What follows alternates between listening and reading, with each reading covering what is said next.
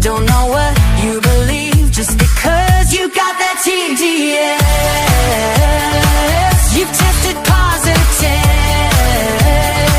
There's nothing I can do for chronic low IQ. It's TDS. Open the borders, let my Donnie pick your pocket. Let the boys beat the girls, they got that extra rocket. A theology degree from Starbucks. You declare that America sucks. You got that TDS. You tested positive. There's nothing I can do for chronic low IQ. It's TDS. If you're red, alright, let's get this party started. If you're left, you're blue and probably retarded. Like Rosie, De Niro, Jimmy Kimmel, Kathy Griffin. No kings, no kidding, we don't live in Great Britain. If J6 was the worst thing you've ever seen, Soros, burning Sadies, a mostly peaceful thing. Bring back the cartels, commute their crimes, sack the fact checkers like the New York Times. He's a Nazi, a fascist, a racist dictator who lets you say what you wanna say.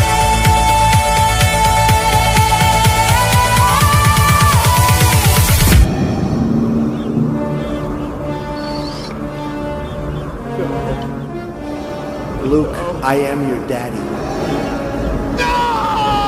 You got that TDS. You tested positive. There's nothing I can do for chronic low IQ.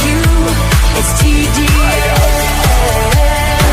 No matter what he says, you must be really dumb, 'cause you keep blaming Trump for your problems. Side effects of Trump derangement syndrome may include violent behavior, delusions, nightmares, insomnia, irrational hatred, hopelessness, anxiety, depression, blue hair, tantrums, inability to form coherent speech, difficulty maintaining gainful employment, and verbal diarrhea.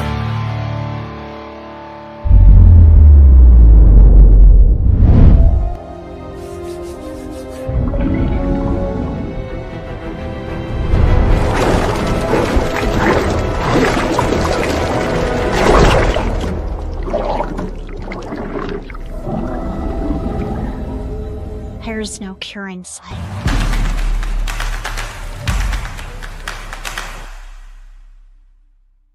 Never give up. In the late 1990s, one man dared to dream bigger than the world was ready for. He saw the internet, then mostly words and hidden IP addresses, and asked a radical question. What if every barcode on every product could instantly connect you to a website? Scan Commerce was born. He and his team manually linked millions of books, records, tapes, and consumer products to the web. Their vision? Simply scan the code and, boom, you're on the site. The problem? Only 6% of the world had internet. No camera phones. No smartphones. So he invented the QCat, a device that literally gave computers eyes. People mocked it. They ridiculed it. Mark Cuban called it the worst invention ever. But the numbers didn't lie. QCat and Q-codes became the fastest adopted computer peripheral in history, to reach 10% U.S. market penetration. Telephones, 25 years. Electricity, 30 years. Radio, 7 years. TV, 11 years. Internet, 9 years. QCat did it in just 30 days. It hit 1 million users in 30 days and 2.4 million in 60 days, faster than Facebook, Instagram, Twitter, or Airbnb ever dreamed of. Then disaster struck. The dot-com crash. 9/11. Markets froze. Capital died. The dream looked dead. But the inventor? He refused to quit. Jovan Hutton Pulitzer kept fighting. He nurtured those patents through the storm. He ignored the haters, the doubters, and the crash. Today, that dumb idea is the global standard and one of the most successful patent portfolios of the internet age. It's built into 21 billion mobile and wireless devices worldwide. It powers 2.7 billion scans every single day, over 1 trillion scans a year. And these scans, from one rogue idea, generate over $15 billion annually. The crazy dream that everyone laughed at now connects the world. That is the power of never giving up. It doesn't matter if they call your idea stupid. It doesn't matter if the market crashes. It doesn't matter if the world tries to bury you. What matters is that you refuse to stay buried. Your dream might be ridiculed today, but if you nurture it, protect it, and fight for it, it just might change the world tomorrow. So chase that dream. Take the shots. Fall down 7 times. Get up 8. Because the only thing standing between you and history is the decision to never give up. Now go build it. The world is waiting. SpaceX has made me a trillionaire. Isn't that neat, Mr. Sprinkles? You can say that again.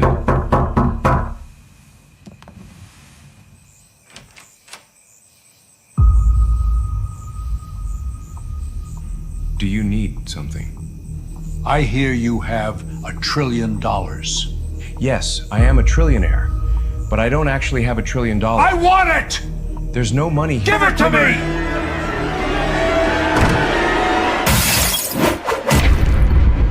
Hand over the trillion, paleface!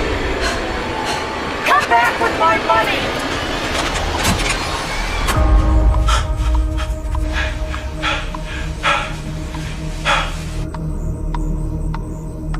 Where are you going with our $1 trillion, comrade?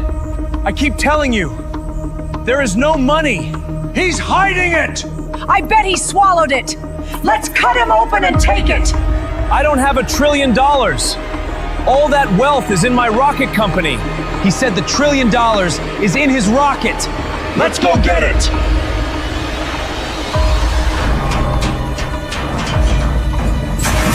Let's start smashing stuff until we find the trillion!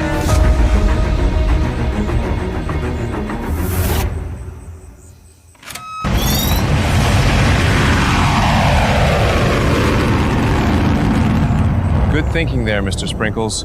Those people were scary, but luckily they were extremely stupid. Now let's go swim in the money vault. The $1 trillion is all mine.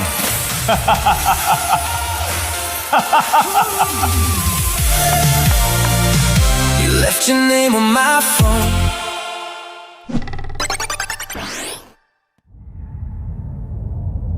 See any wealth here to redistribute? No, just red rocks. Rats.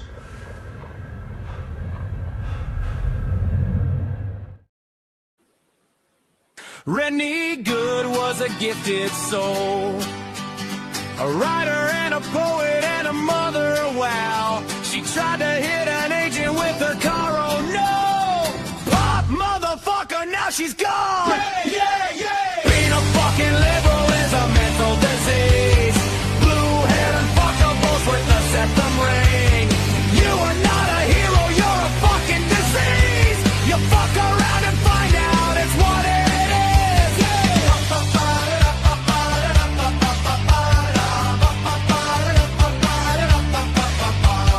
Jeffrey Pretty was a Jewish homo. Started talking shit to protect a show.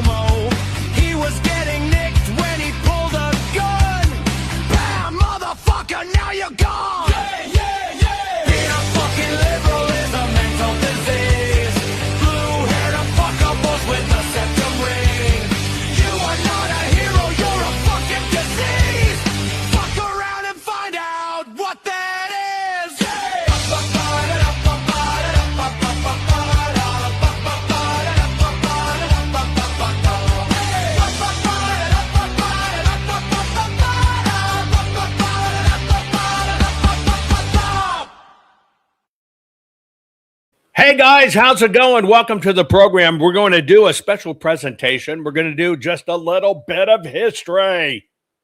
Yep. Today's program is brought to you by the fine folks at Goldco. It's a simple proposition, folks. I'm just asking you to go to jovanlovesgold.com. Request your free gold and silver kit today, because now is the time to protect your money from gold and silver. Do it, folks. We're going to move to the digital dollar. It's going to happen. I've done several programs on it. I'll probably do a rebrief soon on it.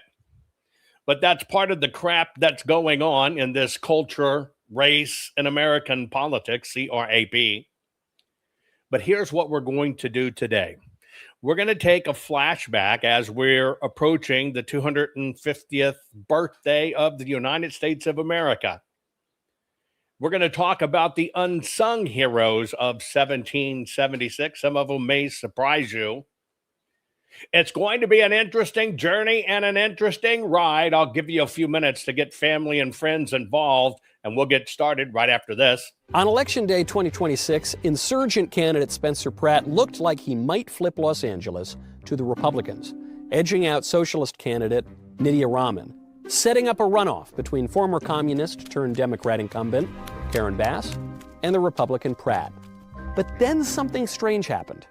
After 5 days of counting extra ballots, the socialist Rahman came up with just enough ballots to overtake Pratt, meaning that no matter what happened in the runoff, a Democrat would continue to run LA into the ground. How did the Democrats do it? To answer that question, we need to take a trip down memory lane.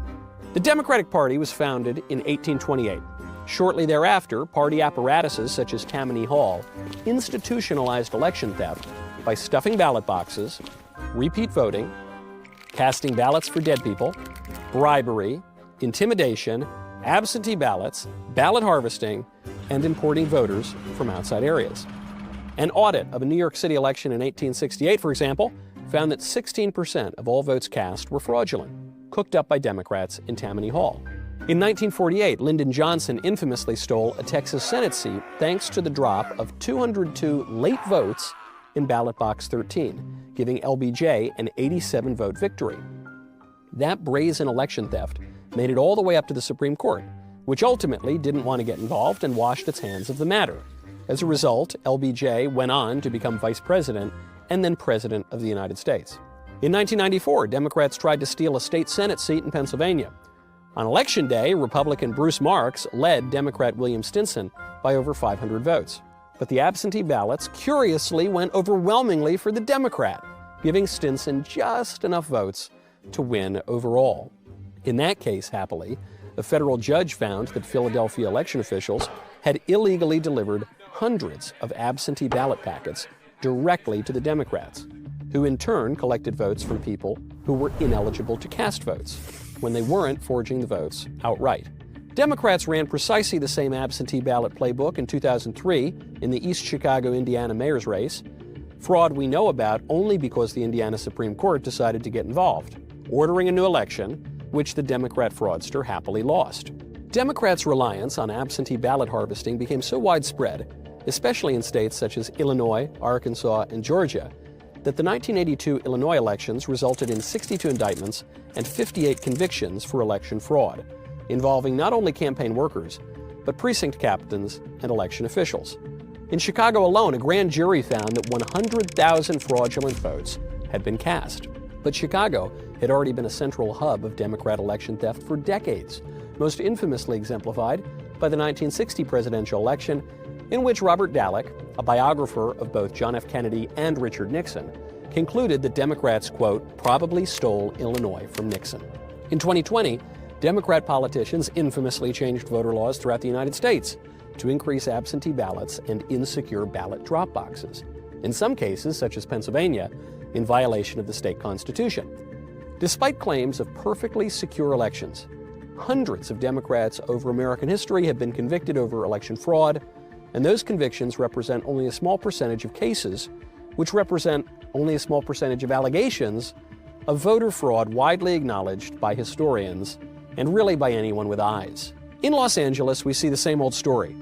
a Republican defeated by the last-minute count of absentee ballots, cast without any solid chain of custody, often in ballot drop boxes without any election security. Those circumstances might all be perfectly legal, at least in a Democrat stronghold such as Gomorrah by the Sea. But we're still left with a simple question. If Democrats want us to believe there isn't any voter fraud, why do they keep expanding the use of all the same tricks they've used to steal elections for the past 200 years? The more you knows. Warning. The following program has been rated Gilligaff and is intended for open-minded audiences. If the truth offends you, or if you are allergic to focused intensity, intellectual athleticism, or the occasional F-bomb or even irreverent humor, please switch off now.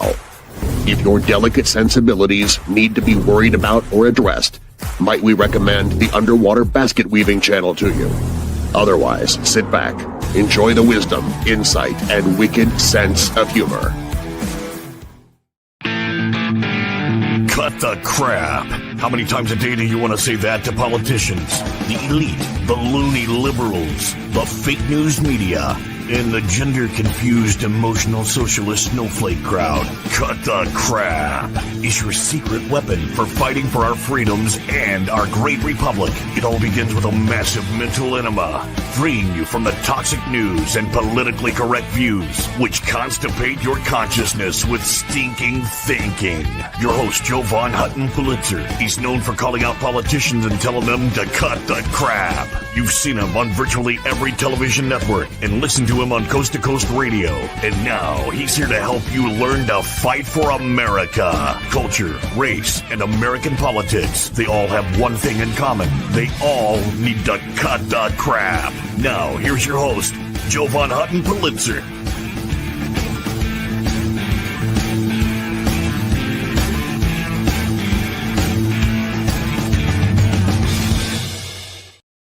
Okay, folks, here we go. We're going to do a history lesson because if you forget history, you're doomed to repeat it. And I'm going to talk about unsung American heroes of 1776. Why? There are people under the radar that have worked their ass off for this country that never get talked about, actually really move the needle and make significant contributions. And as we head to our 250th anniversary, I think I want to cover some of these unsung heroes so you know these stories, because it's in the snapshot of those unsung heroes you actually see what America, the United States of America, our constitutional republic, was always like, and what it means to make America great again. I want to do a little bit of housekeeping first. You may have noticed that Mike Lindell and the Election Crime Bureau, here we are to save the day, is telling us everything that happened in the elections under critical infrastructure. 799 pages. I have been going over each claim, and I've been giving you the lesson behind it. The question I ask is how much pillow fluff is in this? And it's really a simple process of, okay, what is a crime? Although it implies every one of them is a crime because it's published by the Election Crime Bureau.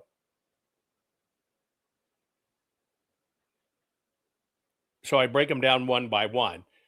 I've only gotten 3 under my belt. There's going to be several hundred, right? But here's an interesting one. The one I just covered in this part 2, etc., talks about a 20-year glitch in the motor voter system where 98,000 unverified registrants were there, they voted, and you can't do anything about it. It's been going on for 20 years. Here, I'm going to kind of give you the moral to the story. Nobody ever does it. In Arizona, that 20-year glitch was all under the ownership and management of the Republicans. You remember that guy that when Liz Harris got up and talked about the how they're retiring notes and mortgages, which you now know is going on in California. And then Arizona did nothing about election integrity, but when that bomb was dropped, within 2 weeks, they had a bipartisan unanimous vote. You can't talk about elected officials' mortgages, and that's all private. Yeah, they're covering it. Well, you remember the guy when she came out with it, his face went to total terror. Ken Bennett. Yeah, you know, the guy that did all the leaking during the Arizona audit, the guy that was the source of letting the operatives in, the guy that, you know, all that. By the way, he was the one in charge for the majority of it and never fixed it. You're going to want to keep following this series because it's not just a little bitty bleep. Oh, there's 98,000 people not vetted. It's much more deeper than that. But what I'm doing is I'm taking each one, I'm going through the claim, I'm explaining where this belongs in category, and then I'm telling you how to plug the leak, how to do it, how to audit it, how to find it. So make sure you keep up with this. But what I'm doing right now is I am going to give you some unsung heroes of our country, of the founding of our country, of people that never get credit for what they did. And we're going to start here. You go, wait a minute. Oh, that's a person of black orientation. Yeah. Oh, you're not doing that 1619 shit where black people founded America and built everything? Of course not. And this is why you need to know history. Let me introduce you to this fellow. His name is Crispus Attucks, Crispus Attucks, Crispus Attucks. As you look at him, let me tell you his story. See, in 1770, it happened to be a cold March evening, Crispus Attucks, he was a sailor, right? He had one parent that happened to be a black individual, and he had one parent that happened to be a Native American. He stepped into the history books, and of all places, Boston. Now, what happened with Crispus, okay? He was working as a whaler and a stevedore. Now, just a regular Joe wanting to be, right? Wanting to be part of this great experiment, right? He was a whaler. He was a stevedore. That's a cargo handler, right? Manual labor. And he was building his life in this country. He basically knew that this country was the country where he wanted to live. And by the way, he was already and family had been released from enslavement. What? I thought that was the Civil War. No, it had already begun happening, but that's a different story that they don't want to tell you. This guy was a total badass.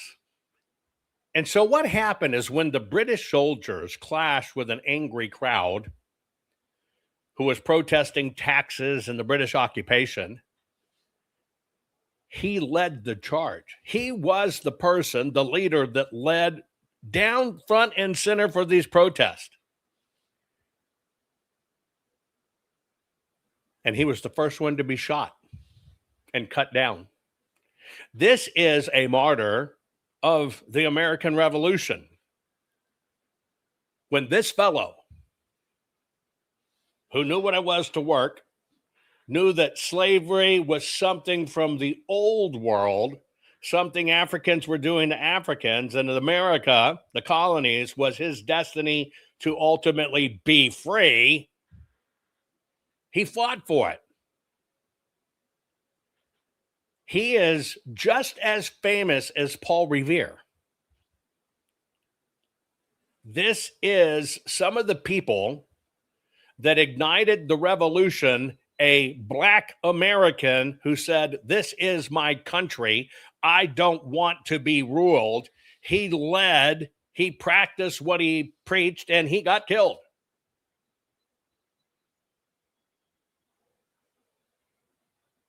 This is the deal. His sacrifice could not be ignored.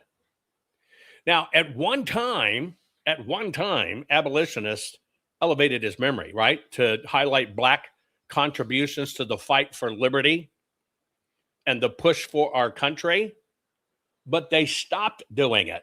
Why did they stop teaching about? Well, why did they stop teaching about him in schools? You see, because Crispus was a patriot. Crispus fought for liberty. Crispus fought for the right to be free, have our country, and do it. They stopped teaching about him. Here is a man that gave it all, everything you could give. He was one of the very first to fall in the long struggle for American independence. He helped spark the revolution, and he used to be taught about when it was okay to love America, to be a patriot, and to know that free slaves fought for America, but you can't have freed families from slavery back in 1776. American founders were all slave owners, and Americans were shipping them over here. We'd go kidnap them and rape them all.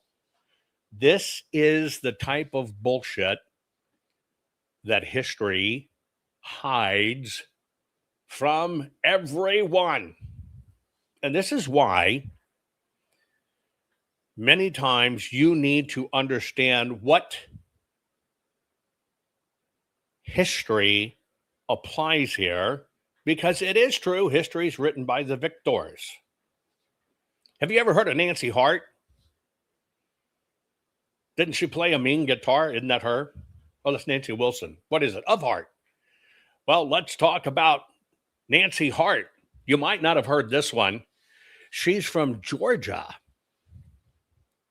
Now, Nancy Hart, and she was what was considered on the frontier at this time, right? The frontier was said to be the darkest days of the revolution. She was 6 foot tall and basically kick ass. She says, I'm not standing for this stuff. She became a legend among patriots. She became a terror to loyalists. Nancy was known not only being a healer, an herbalist healer. Oh, witch doctor, satanic herbalist healer. Dumbass, that's all we had. I wonder why they outlawed healing by herbs. Oh, that's right, they became oil later on, but I digress. People came to her to get healed. She was one tough mofo. She was known specifically not just for healing people. She was known for her marksmanship. She was a dead shot. And when the British forces raided her area in Georgia, she didn't leave. She turned her cabin into a base for the resistance, spying on the enemy troops, and she passed on intelligence to patriot militias. And one of the most famous tales of her bravery, a group of loyalists bust in the doors, demanded food, to take over her house, and to screw her children. Oh, wait, that's Georgia today with invading Muslims. But it's kind of what happened back then. Well, she let them come in. She calmly served them. She set their muskets aside from the table. And then she turned her gun on them. She held them at gunpoint until the neighbors arrived. She did this time and time again. She captured the invaders. She eliminated multiple threats to the patriot cause. And the Cherokee had a name for her. She was called War Woman. Ooh, witchy woman. Anyway, she had a fierce reputation. She symbolizes the determination of ordinary American defending their homes. There's a county, by the way, landmarks in Georgia that bear her name. And her story reminds us that the revolution was fought not only by armies, but by courageous individuals like Nancy, who protected our country at all cost on the edges of what was then our civilization. But do you hear about this? Women. Yeah, see, it's kind of funny because forget people of blended ethnicities. They won't talk about them because they're not liberal. But we're the party of gay people and liberal people and disabled people and black people, and we're here to save you by letting the Muslims come in. Folks, what I'm doing is I'm giving you the history of unsung heroes of 1776. Why? Because we're at our 250th birthday. We've lasted 50 years longer than most republics. That's why we're the most vulnerable right now. I'm going past the school books or the history books, past how history only talks about the signers, really didn't talk about everybody, but wants to spin it into white colonialist. But see, history shatters that fact. And this is why you've got to know your history. Speaking of the party that eliminates America and eliminates history, the Democrats controlling education, they forgot to tell you about this peg leg. Yeah. He was not into pegging, but he did, in fact, have a peg leg. This is Governor Morris. He was well known in the Philadelphia State House, right? He stood out because he had sharp intellect, a silver tongue, but he had a wooden peg that clicked defiantly as he clacked along the floorboards. Now, they say that he lost his leg in a carriage accident that might have been due to running up some road punani, and he got caught and he had to run away, and somehow he lost his leg in the accident. But I digress. He did not let his handicap, but we ignore the handicap, and we got to be here. It's the Democrats, and we got to take care of the bullshit. History shows we've always been right. He didn't let anything slow his ambition. As a member of the Committee of Style, he pored over drafts and late into the night, refining our Constitution's language until it sang with clarity and power. His most enduring contribution. Do you know what it is? Yes, he was probably Nancy Pelosi's husband's ancestor's favorite buddy with the peg, just because the peg was much more fun than the hammer. But that's not a true story. Why do you know this guy throughout history? Pop quiz, do you know why you know this guy in history? Why do you know this guy in history? Well, he's famous for penning a particular set of words. His words, not him, sadly, but his words are on the lips of every patriot because he basically wrote the opening to our preamble, starting with, "We, the people of the United States." Sent chills down my spine when I told you that. He basically said, look, we're not a loose collection of states. We are a single sovereign nation. This is the guy that brought that singular piece of history. Forget that he was acerbic. Forget that he had a peg leg, tough as freaking nails. He captured in a few words what we are, we, the people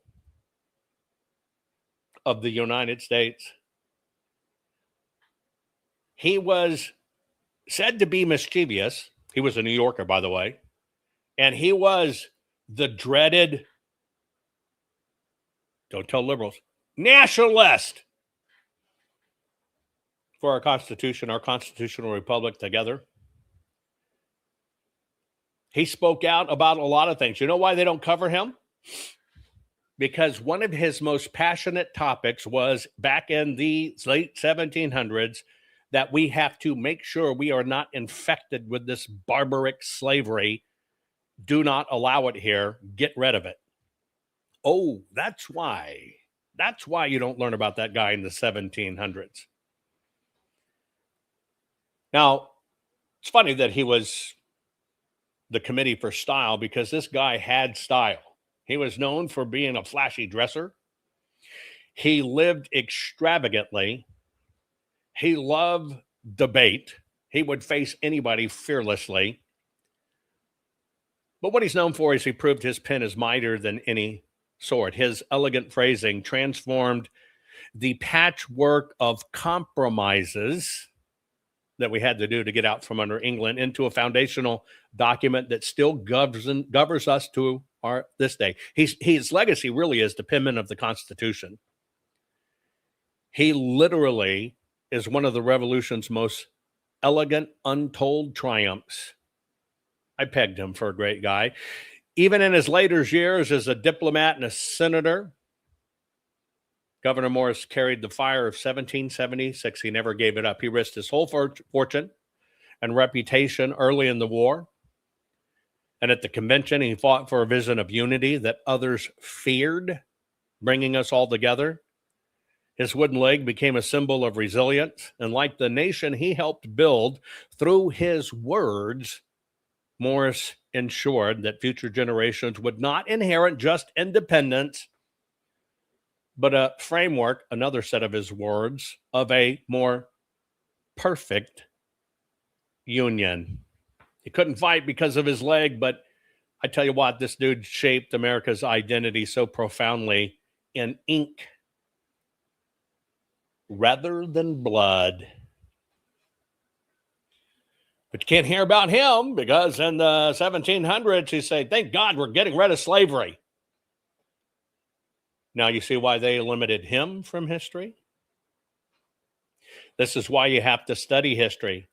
How about the trans?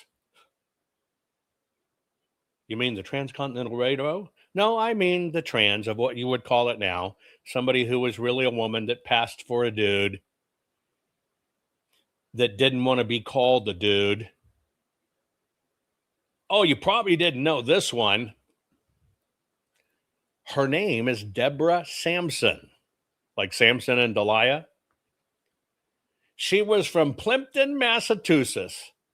And in 1872, she bound her breasts, cut them off, and became a dude. No, she simply bound her breast, cut off her hair, and she enlisted in the Continental Army under the name of Robert Shurtliff, Shurtliff. She basically grew up in poverty, tough as nails, but she yearned to serve her country. She understood what we had was very delicate, and we had to fight for it. By the way, if you just tuned in, I'm covering some of the unsung heroes of 1776. Warning, trigger effect. So Robert the Shirtless, what is that? Scar under your boobie? No, not that. Anyway, she served her country for 2 years, which is a lifetime back and then. She marched, fought, and endured the hardships of all camp life while maintaining that she had really a punani. Yep. This woman led light infantry. She was the one that actually went out, participated in skirmishes, and actually stormed the British positions during the final campaigns. But we can't promote this tomboy. She's for a nation. And that doesn't fit with the ideology today. Yep. During one engagement, she was shot in the thigh. She was terrified that the army surgeons, if they worked on her, would find out she had a punani, that she had an innie and not an outie. What'd she do? She dropped to the ground, took out her knife, cut out the musket ball, patched it up herself, and kept on fighting. Made her sick, but she survived the illness. She survived cannon fire. She survived all the other skirmishes and the realities of a war. Fever got a hold of her. It put her into the hospital. And in the hospital, she discovered she had a velvet taco versus her own personal sword to battle with. And so, unfortunately, she was discharged, but they knew a patriot when they saw one. They discharged her honorably for fighting for her nation, giving it her all. She later married, raised a family, and she had courage that did not end there. Years after the war, Deborah Sampson went on the road. She toured this young nation, giving lectures in her experiences, and she was the first woman lecturer in America to do so. But history doesn't tell you about that accomplishment either, because she loved our country, was willing to give it all. She went from a soldier to a powerful public speaker. She's one of the,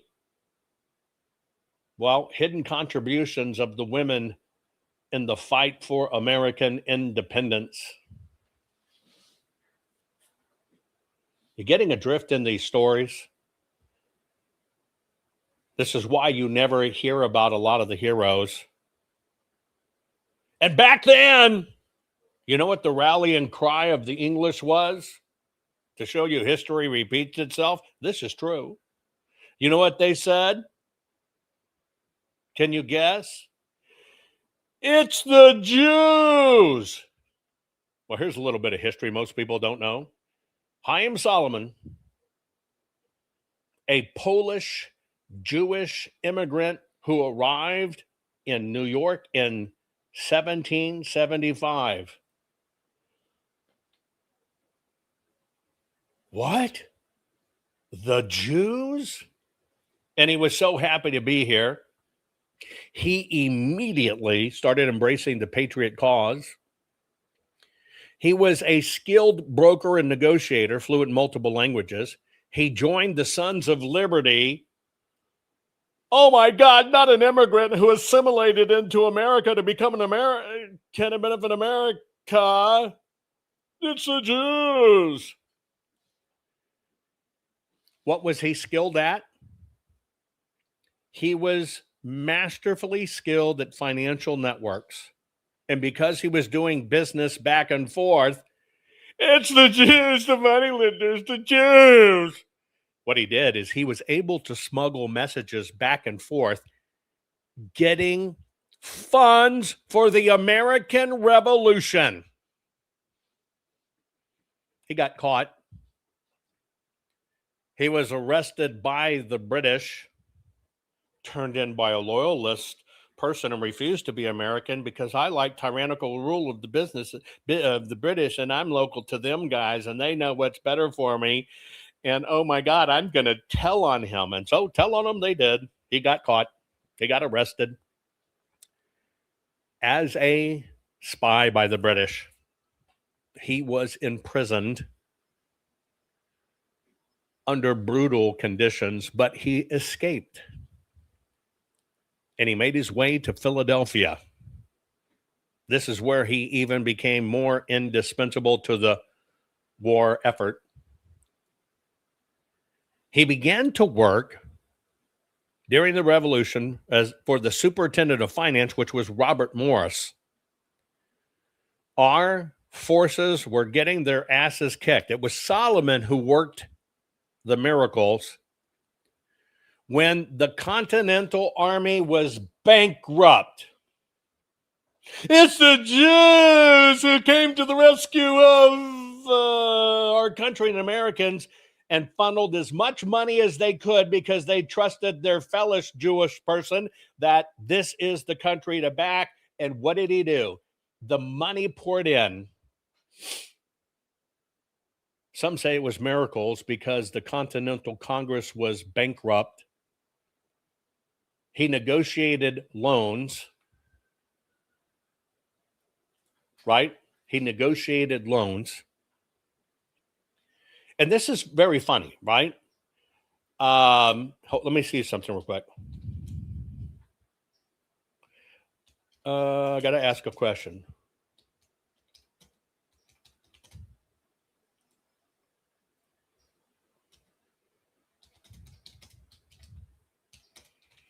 I want to make sure I get the number right, so I just want to verify the number real quick. Hang on.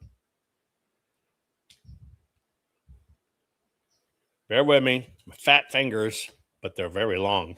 Hold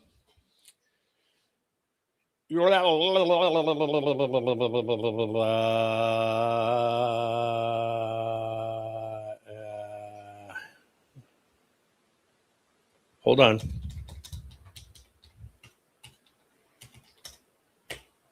Put it in wrong. Okay, great. Now I got it. Here's what this dude did. Not only did he raise money to pay for armaments, I've told you this story before, that it was a Jewish fellow that saved our nation. But he was a Zionist, these Jews. Here's what he did. Aside from negotiating loans and converting currency, he personally reached into his pocket. He personally reached into his pocket.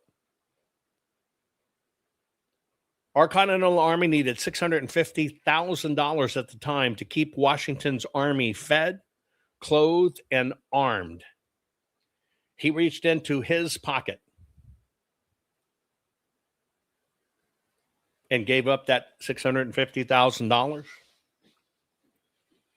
which today, in today's money, was the equivalent of $24,880,804.60. He gave everything. He is the single reason Washington's army stayed fed, clothed, and armed. He was critical. If he would have not financed the Yorktown campaign, that is what forced Britain's surrender.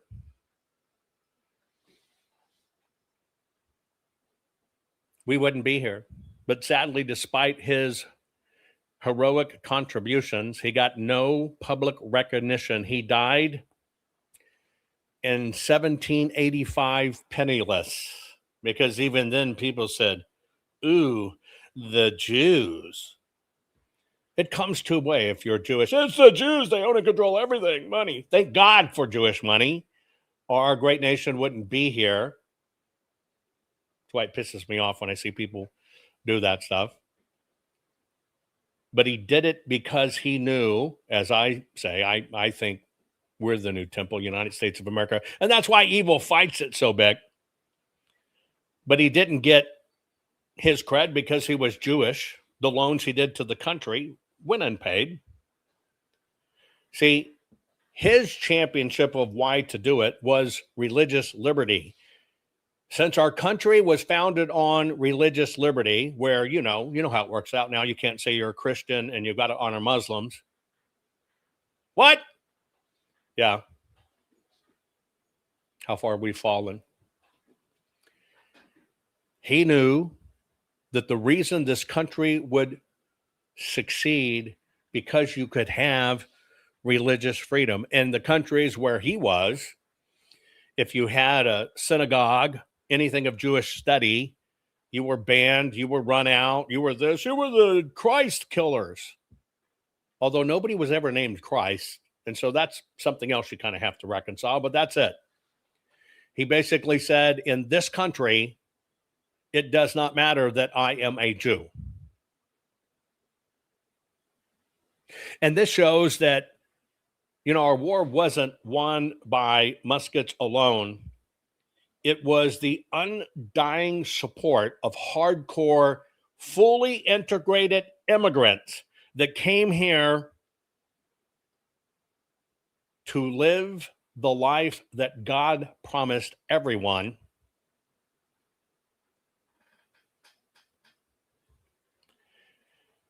And so you don't hear about him.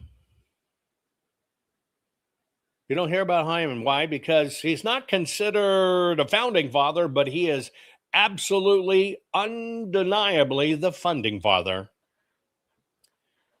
I could keep going on, but I chose something in each category today that, using the freaking hyphens they do on us, has weaponized everything. And all of these people putting 1776 in their thing and liberty and patriot, you ignorant schmucks.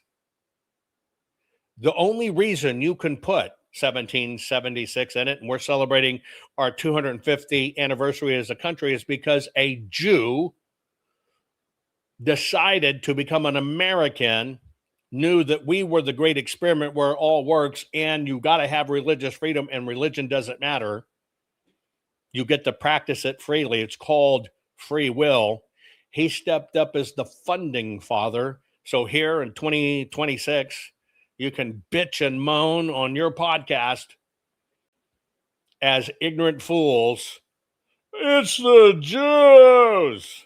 Those are just some of the unsung heroes. I hope you share this program. And I can tell you, this Jew loves you all. What do we want? Justice! What do we want? What do we want? Justice! What do we want? What do we want? Justice! What do we want?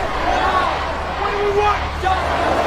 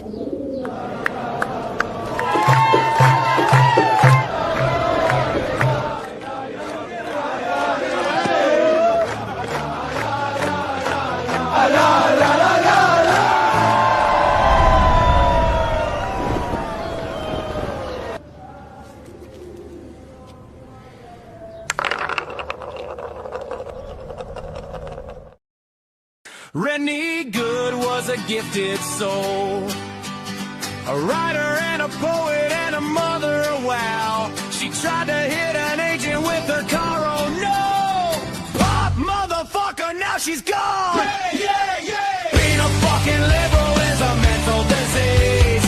Blue-haired fuckables with the septum ring. You are not a hero, you're a fucking disease! You fuck around and find out it's what it is!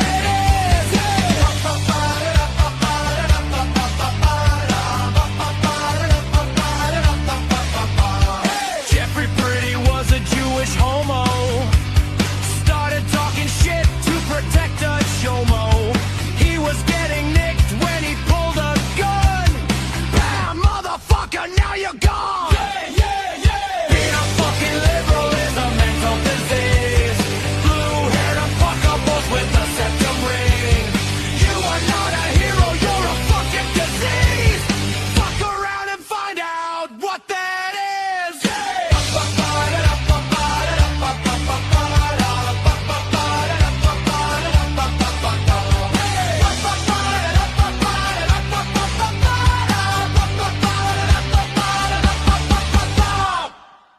The upcoming 2026 midterms could be a bloodbath for Republicans? How? Consider this. On Election Day 2008, Barack Obama received 69 million votes. In his second term, he racked up 65 million votes, and he was considered the Democrat rock star president. Then Hillary ran against Donald Trump. She received the same 65 million votes. But come 2020, Joe Biden supposedly received 81 million votes? Was he really more popular than Obama or Hillary? Of course not. But that is not the half of it. In the 2024 election, Kamala Harris received 68 million votes. But did you know that now it's almost 2 years after that election, and somehow Kamala Harris has been elevated to over 75 million votes? How does a candidate get 8 million more votes after the election? Is this an attempt to validate the fraudulent 81 million vote fantasy from 2020? You bet. One thing stands between chaos and correcting history, and that is the historic 2020 full forensic archive of Maricopa County, Arizona. The single most detailed full audit of a presidential election in American history, audited over 2 million ballots, generated over 20,895,000 individual proof files. This took 58 billion forensic measurements, resulting in over 2 trillion individual base computations. This evidence must be kept for any and all future court cases, Supreme Court cases, and preserved for all time, eventually at the Trump Presidential Library. That is why we need you. You, the people, made this history happen, and now you, the people, can have a hand in making sure this evidence is saved for future generations. Please donate. Please help us. Donate now to continue to preserve in a chain of custody state of the only legal court-ready evidence of the 2020 election disaster, the 2.1 million physical ballots, the single largest forensic audit of a presidential election in American history. Please donate now and preserve history.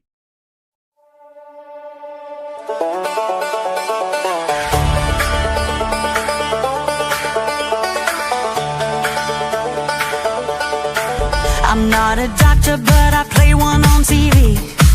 I know the problem, you've got just one policy. You do the opposite of what the Donald does. Don't know what you believe just because you got that TDS. You've tested positive. There's nothing I can do for chronic low IQ. It's TDS. Open the borders, let Mamdani pick your pocket. Let the boys beat the girls, they got that extra rocket. A theology degree from Starbucks. You declare that America sucks. You got that TDS. You tested positive. There's nothing I can do for chronic low IQ. It's TDS.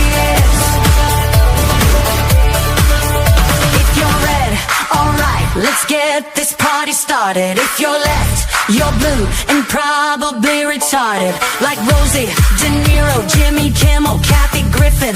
No kings, no kidding. We don't live in Great Britain. If J6 was the worst thing you've ever seen, Soros, burning Sadie's a mostly peaceful thing. Bring back the cartels, commute their crimes, sack the fact checkers like the New York Times. He's a Nazi, a fascist, a racist dictator who lets you say what you want to say.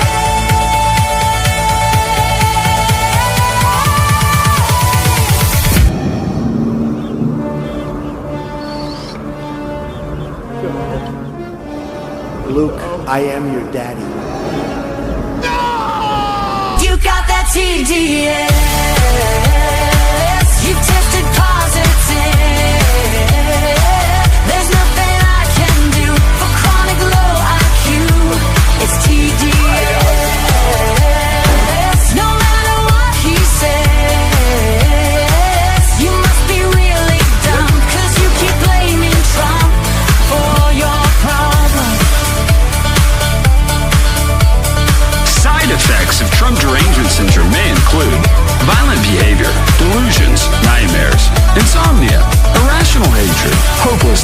anxiety, depression, blue hair, tantrums, inability to form coherent speech, difficulty maintaining gainful employment, and verbal diarrhea.